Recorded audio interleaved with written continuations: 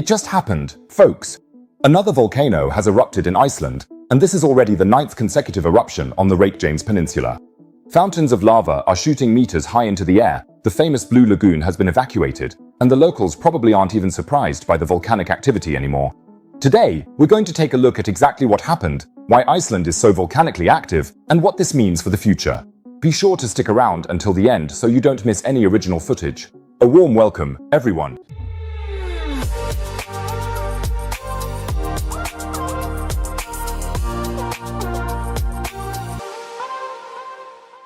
Actually, I hadn't planned to make a video today, but when I saw that there was a volcanic eruption in Iceland, I immediately dragged myself into the studio and recorded this video for you. If you want to show your appreciation, feel free to subscribe to the channel. Subscribing doesn't cost anything at all. You'll never miss exciting geological news again, and it really helps me out. Thank you so much, everyone. So, now let's get to the current situation in Iceland.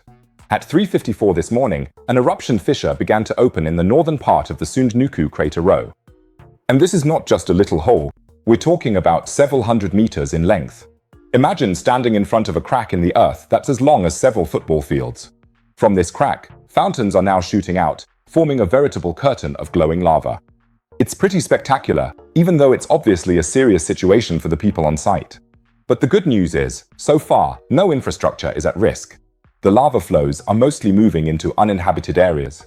Nevertheless, as a precaution, the famous Blue Lagoon was evacuated. That's the geothermal spa that's extremely popular with tourists in Iceland. I can imagine it must have been pretty surreal to be relaxing in the warm water and then suddenly get the message, "Excuse me, we have to evacuate. There's a volcano erupting." On the other hand, it's obviously something you have to expect when you plan a trip to the region. What's especially interesting is that not only the tourists in the spa, but even the experts were caught off guard this time. The volcanologists at the Icelandic Meteorological Office had only written yesterday that just 2/3 of the magma that had erupted during the last eruption in April of last year had accumulated again. That shows just how unpredictable these volcanic systems can be, even for the professionals. The eruption is located northeast of the volcanic ridge Stóra Skógfell and is in the same region where an eruption already took place last year. But this time, it's situated much farther north than most of the previous fissures. That's geologically quite interesting because it shows that the magma is finding new paths. And speaking of magma, the ongoing earthquakes indicate that a so-called magmatic dyke has probably formed again. And that's basically like an underground tunnel through which the molten rock flows. And this dyke extends along the entire length of the Sundhnúkur crater row. That's several kilometers. The earthquake started at the northern outskirts of Grindavik and stretch almost all the way to the road between Keflavik and Reykjavik. Now you might be wondering, why is Iceland actually so volcanically active? It's because of the island's unique geographical location. Iceland is situated right on the mid-Atlantic ridge, which is the boundary between the North American and Eurasian tectonic plates. Imagine standing with one foot in North America and the other in Europe. At least from a plate tectonics perspective, that's possible in Iceland. These plates are drifting apart, and as a result, new magma is constantly rising up from the Earth's interior. With more than 30 active volcanic systems, Iceland is the largest and most active volcanic region in Europe. The most recent eruption is already the 12th in just over 4 years in Iceland, and the 9th since the end of 2023. That's pretty impressive, or maybe we should say explosive. What's especially interesting is that experts had actually only expected the next eruption in the fall. As one expert put it, for the IMO volcanologists, the eruption apparently came as a surprise. Once again, this shows that nature has its own rules and doesn't stick to our predictions. And what fascinates me most is the technology we use to monitor these processes. The researchers in Iceland used so-called GNSS measurement data. These are extremely precise GPS measurements that can detect tiny changes in the Earth's surface. These data showed a stagnating ground uplift. The graph moved sideways for several days. This means that the magma had already flowed underground from one storage system to another before it finally broke through to the surface. By the way, the impact on air traffic is minimal. Unlike during the famous eruption of the Eyjafjallajökull. I think that's how you pronounce it, right? Otherwise, feel free to correct me in the comments. My Icelandic pronunciation is probably lacking. Anyway, that one erupted in 2010 and affected European air traffic for weeks. This time, no impact on international air traffic from the nearby Keflavik airport is expected.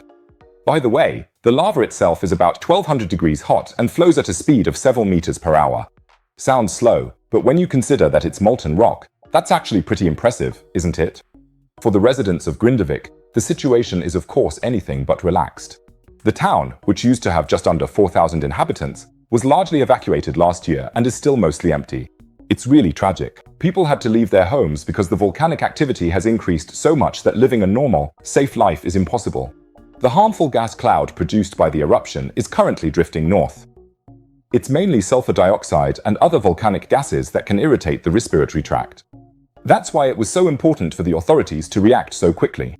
What I find especially remarkable is that Iceland shows us just how alive our planet really is. While here in Germany we marvel at tiny little earthquakes, Icelanders basically live on a never-resting powder keg, and yet they've developed one of the most stable and prosperous societies in the world. The eruption will probably continue for some time, just like the previous eruptions in the region. Some lasted only a few days, others several weeks. The volcanologists will continue to closely monitor the situation and, thanks to modern technology, can make very precise predictions even if they sometimes get surprised. But just to make it absolutely clear, this type of volcanic eruption is limited to the local area and won't have far-reaching effects on the rest of the continent or anything like that. It's a fascinating natural spectacle that shows us how powerful and at the same time fragile our planet is, but it's not yet a particularly threatening situation for people, lives, or infrastructure. I'll keep you updated on all developments on site. So go ahead and subscribe to the channel now, and feel free to give it a thumbs up as well. Maybe we can hit 5,000 likes, because then YouTube will show this video to even more people who can also learn something. And now, let's travel from Iceland to Switzerland. There too, a geological catastrophe is looming, specifically in the canton of Graubünden. The village of Brienz is acutely threatened by a landslide, and according to experts, it's only a matter of time before the village could be destroyed. Everything about the dramatic situation on site and truly unbelievable original footage can be found in the video shown at the top right. Be sure to click on it. It's really fascinating. Otherwise, I'd say we'll see each other in the next video. Take care, everyone.